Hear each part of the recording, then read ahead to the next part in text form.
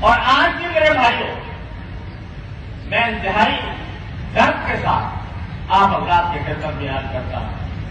کہ آج پھر ایک ایسا موقع آ رہا ہے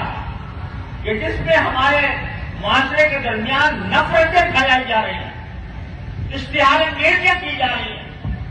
ایک دوسرے پر حملوں کی تیاریاں ہو رہی ہیں، بلکہ حملے کیے جا رہے ہیں، اور مسلمانوں کی جو وحدت ہے اس کو پارا پارا کرنے کی کوشش ہو رہی ہے۔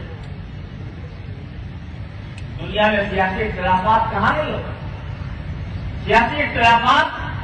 دنیا کے ہر خطے میں ہوتے ہیں، ہر ملک میں ہوتے ہیں، ہمارے ملک میں بھی ہے، لیکن ان اختلافات کو دشمنیوں میں تبدیل کر دینا،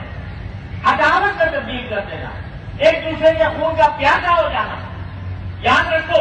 یہ سیاسی اختلافات کوئی کفر اسلام کا معرکہ نہیں ہے، یہ کوئی کفر اسلام کا معرکہ نہیں ہے کہ میں مسلمان ہوں دوسرا کافر ہے، بلکہ سیاسی اختلافات ہو سکتے ہیں، رائے کا اختلاف ہو سکتا ہے، لیکن رائے کے اختلاف اور سیاسی اختلاف کو دشمنیوں میں تبدیل کر دینا اور ایسے جھوٹے جھوٹے الزامات ایک دوسرے پر لگانا، ایک دوسرے کو اس طرح مفہوم کرنا جیسے وہ اسلام کے دائرے سے خارج ہی ہے، وہ اسلام ہمارا مسلمان بھائی ہی نہیں ہے۔ سارا رمضان ہمارا افسوس ہے کہ اس آفت میں گزرا ہے کہ ہم ایک دوسرے کے اوپر الزامات، اتہامات پھیلاتے رہے، نفرتوں کے بیج بولتے رہے۔ کیا یہ پاکستان اس لیے بنا تھا کہ ہم ایک دوسرے کے گلے کاٹے؟ اس لیے بنا تھا کہ ایک دوسرے کے لیے نفرت کے بیج بوئے؟ خدا کے لیے ہم ہوش میں آئے، اختلاف کو اختلاف کی حد میں رکھیں۔ آپ جو چاہیں آپ کا جو سیاسی نظریہ ہو، آپ جو چاہیں سیاسی پارٹی اختیار کریں، لیکن ایک دوسرے کے گلے کاٹنا، ایک دوسرے کے اوپر حملہ آور ہونا، ایک دوسرے کے اوپر جھوٹے الزامات لگانا اور ایک دوسرے کے خلاف سفارہ ہونا اور ملت کو، امت کو تقسیم کرنا کہ یہ ایک پارٹی اور دوسری پارٹی ہے، اور یہ مسلمان ہے، یہ غیر مسلم ہے، یا یہ حق ہے، یہ باطل ہے۔ جس نے ہمیں اگر یہ سلسلہ ہمیں ساتھ جاری رہے گا، ہم کسی چیز کے لیے رہیں گے، ہم آپس میں ایک دوسرے کو سے لڑ کر ختم ہو جائیں گے۔ خدا کے لیے ہوش کرنا بھول لیں، اعتدال کو، سنجیدگی کو، متانت کو، سمجھ بوجھ کو اختیار کریں اور جذباتیت کو کا خاتمہ کریں، ٹھنڈے دل و دماغ سے سوچیں، ٹھنڈے دل و دماغ سے فیصلے کریں اور ٹھنڈے دل و دماغ کے مطابق جو بات آپ کو حق نظر آتی ہے بے شک اس کے پیچھے چلیں، لیکن لڑائیاں، ایک دوسرے پر حملے، ایک دوسرے کے اوپر دشنام ترازی، گالی گلوچ،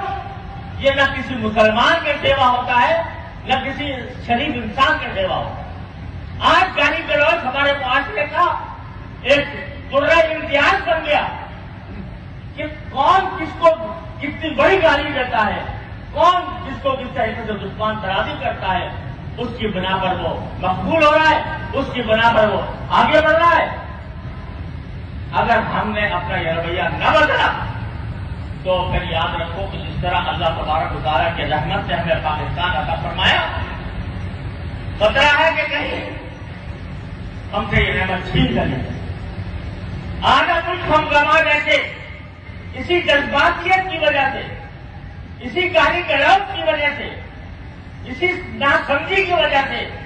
آدھا ملک ہم نے گنوا دیا۔ اب آدھا رہ گیا ہے۔ خدا کے لیے اس کی تو عبادت کر لو، خدا کے لیے آپس میں دشمنیوں کے بیچ کو نہ بو اور آپس میں عداوتیں کو کھڑی نہ کرو، ٹھنڈے دل و دماغ سے سوچو، ٹھنڈے دل و دماغ سے فیصلے کرو۔ اللہ تبارک و تعالیٰ کا یہ حکم ہے، جو بات زبان سے نکالو وہ تمہاری 16 آنے سچی ہونی چاہیے۔ دوسروں پر الزام تراشی سے پہلے سوچ لو کہ کیا تم اللہ کے پاس جا کر اس الزام کو ثابت کر سکو گے؟ کیا اللہ تعالیٰ جب تم سے مطالبہ کرے گا کہ تم نے فلاں الزام فلاں پر لگایا تھا، بتاؤ تمہارے پاس کیا دلیل ہے، تو کیا اللہ تبارک و تعالیٰ کے سامنے اس پوزیشن میں ہوگے کہ اس کو تم ثابت کر سکو؟ اگر نہیں ثابت کر سکو گے جہنم کے انگارے تمہارا مقدر ہے۔ اللہ تعالیٰ ہر مسلمان کی حفاظت فرمائے۔ تو زبان کو قابو میں لاؤ، اپنی سوچ کو قابو میں لاؤ، اپنی فکر کو قابو میں لاؤ، اعتدال پیدا کرو، سنجیدگی پیدا کرو، ایک دوسرے کی بات ٹھنڈے دل سے سمجھنے کا حوصلہ پیدا کرو۔